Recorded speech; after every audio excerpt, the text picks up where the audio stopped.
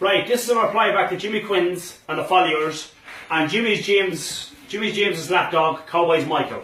You're known as the lapdog to us now. You're known as James's lapdog to us. I seen you in another video this morning, Michael, with your Liverpool jersey, out in the middle of the field, froze the cow at 6 o'clock this morning. Having a young fella recording you saying, you must be getting all paranoid now yourself, because you said that you didn't say that you're the best man, that you're going back on it now. If you go back on Facebook, Michael, you said it 4 times. 4 times you said it. You said it the other day in the pub as well. The time you were back in the pub, you were saying, oh, put £10,000 on me back and I'll fight this, that and the other. I'm not looking, I'm just saying, I only said much of what you said. You reckon you're the best man in Ireland. Your own people are saying that. You're a good man to fight, you can't get away from it, but as I said the other day, I don't think you're the best man in Ireland. That's my personal opinion. Anyway, getting back to James. You turn around and say, James, that I have to fight Cowboys Michael. Yes, it's on. I'm fighting Cowboys Michael with the other boys on the 15th of March. As I said there a while ago to you, you keep mentioning Alice's Paddy, right? Well, I'll tell you what the story is of Alice's Paddy. That day out the fights, at the end of the fights, me and him had a couple of words and I shook hands with him. That was my first day. That was my first time to ever meet that shuffler. I was willing to fight that shuffler, all down to the head of you again, James, you and your brother Paddy. The reason why I didn't fight him that day is I broke my tongue. That fight would have took place that day only for that, right? I put down £5,000 as a side bet with you, James, for that fight. I was talking to Alice's Paddy that day, and after that he turned around and said to me, he said, Martin, he says, that's not my money, he says, that's James Quinn's money. He said, nothing I can do about it. I said, that's no problem. So if that's the case, the fair play man was there. There's about 40, 50 people standing around, listen to me saying this, that I said, if that's the case, so Paddy said, James Joey will have to fight me for that money. James Joey was about 5 feet away from me. He never opened his mouth, because another reason why, because he knows I want to blacken him into the jawbone. But anyway, another video you made the other day, you never opened your mouth about my Uncle Michael's Michael. He's sinning to fight your Huey on the one day as the rest of the boys on the 15th of March. You can't protect your sons. Young Jimmy turned around and said, forget about James's fellas and forget about Paddy's fellas. That's impossible, because the reason why it started out with him, it started out with Jimmy's Paddy, his sons, and James and his sons. You can't get out with that easy. Every time a Collins will fight, Jimmy Quinn's grandsons will fight. That's the way that's going to work. These started with, every time a Collins fights a Quinn, they'll fight, right? Anyway, getting back to what I want to say myself. 6 weeks after I fought Cowboys Michael, you're looking for kicking money, Michael. I've seen you putting out, well, I'm going to be putting down £20,000 with Martin Stokes in the first week of January, right?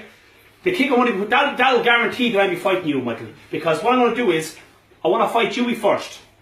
The next day, I want to fight JJ. The day after that, I want to fight Jimmy's Paddy's Michael James, and the day after that, Tony. If I draw any of them fights, lose any of them fights, you get the 40,000. If I draw or lose the very first fight with Huey, you get the 40,000. So this is what I'm going to, this is what I want to do to get you out in front of me.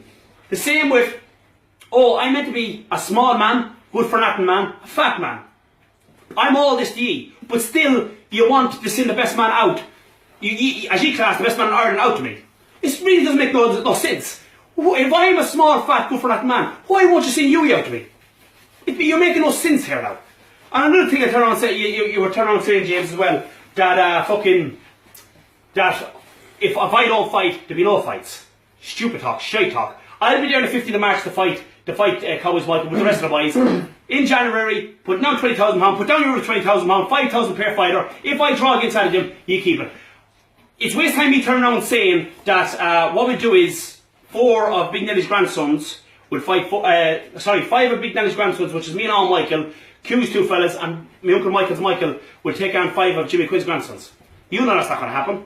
I know that's not going to happen. There'll only be one outcome there anyway. That's all I have to say now, lads. And as I said, the same with the other boys that fighted the other day. This is me, Jim Hall here, right? And I had to call the names, the way it is, James, to let you know, for me, my brother Paddy, and talking about Paddy, and for all the Collins, every one of the Collins is standing together against you people, right? I was supposed to fight you a while back there, I put out an injury, I put a muscle in my leg, I couldn't fight. So I said, I never got on tape saying anything, I pulled out the fight, had an injury, I couldn't train with my leg. All the boys knows that. I was sparring you 9 years up in Jamestown Road there, and I give you 5 stitches into the chin, but right uppercut I give you. I have no problem fighting you. But I'm not going to actually fight anybody, but he's pushing on there, just that and you. But your brother Dave, he's in dog. He got on the tape before, on the phone, where a couple of snots down done sink, actually the hab, and trying to get me to the hop. and you come out to fight me now, Jim Hall. Jim Hall, I was 3-4 days drinking. He went out behind me back doing 8 or 9 weeks training. This fight's happened in the 15th of March. Jimmy's Dave, I can't any more clear. Please come out and fight me on the 15th of March and bend like it. Right, this is going to Jimmy Quinn's family, the Folliers, and Jimmy Quinn's lapdog, Cowboys Michael. Cowboys Michael, you never leave me out of your mouth, right? Every time you're going to take me, son of man, John Paul, Martin Smart, son of man, John Paul, Martin Smart. You have your fight with Martin Smart on the 15th of March, right? What you do is, you have a brother there, Patrick, as they have smart comments on Facebook and doing other things on Facebook and sharing down here the other day and putting in clips. Let him come out and fight me on the 15th of March. Now, Patrick, it's not that I have a big problem with you, which I don't. It's your brother Michael that won't let me out of his mouth. But he'd be glad to. He'd be glad to let me out of his mouth on this. Let me tell you that, right? Now, Patrick, you can come out and fight me on the 15th of March if D-Boy hasn't got balls. I think D-Boy is down there hiding behind his mommy and daddy. He won't come out to me, right? So if he doesn't come out to me on the 15th of March, Patrick, you take D-Boy's place and I'll fight you on the 15th of March, right? Now, another thing, James. You went on tape here today and you're saying about the slobber, fair play to the slobbers, you give them slobbers great good praise and fair play to them coming out. One thing about the slobbers, I'm going to tell you now. Slobbers, you say that you're trying to get them away from Martin. Slobbers will always be standing beside Martin and Big Larry's family and all the other cousins, right? They're double first cousins. The reason I'm really talking about slobbers is because you're trying to get us away from them at the moment. We'll always be there for them anyways. That's number one. Now, you're constantly saying about Martin, you're slagging off Martin that you're drinking Martin's £5,000. Or Stephen bet your son, destroyed him, and took 5,000 off you, James. That 5,000 that or Stephen took off you, we got that back to Martin. Martin has that money, right? Now, your son came out and fought me, James, right? He was 6'4", he's 17 stone. I'm 5'9", I'm 13.5 stone. You and your son should be ashamed of yourself, James. Because the height and the way that man, the height of that man, the strength of that man, he should have put me away in 7 or 8 minutes. He ran for 2 hours. I was there. He ran for the whole 2 hours. You should be ashamed. He wouldn't even stand. When we're going into it, he wouldn't even stand. For a man his size, he should have come forward and take me out. Right? Now, as I said, go back to that. Cowboys Patrick, I want to fight you on the 15th of March if D-Boy doesn't come out and fight me. Lads, good luck and talk to you soon. And now, Cowboys Michael, the lapdog. We're christening you, the lapdog. James is docile, and that's a docile. James is docile, the lapdog. This message is going to Junkie John and his junkie friends. Stick your nose up in my arse. Do you understand that? John, tread how you want, keep up with your treads, right? And another thing to you, John, if there's a bad up being place cuts around any of the places, you expect to have all out war. Once and for all, you can get all out war. Leave you alone now, make no more videos now, John, and that's it. Back to you now, Buck. I'm asking you to fight me last week, and you won't fight me. You're 6'8" and 80 stone. I'm asking you to fight last week, and you won't come and fight me. You want to wait until the 15th of March? I'll wait until the 15th of March and the rest of the boys fighting, and I'll box you in 5 months down the road. You're that cowdy book, you can block me off Facebook. You dirty cowdy prick you. So come here, come out the 15th of March and we have a couple of cows if you're man enough to do that. Good luck. You see me no more videotapes. That's the end of Hershey and tapes, and next me arse after that. This is a message I have to Christie's John, Junkie John, whatever you want to call yourself. You're the only man getting on. You're threatening people's places. But I can promise you this, you know what we're capable of doing. We already done it. D-Boy is not living in his house since that happened to him. You left Finglas over an incident with your car, that high off the ground. You know too well what I'm talking about.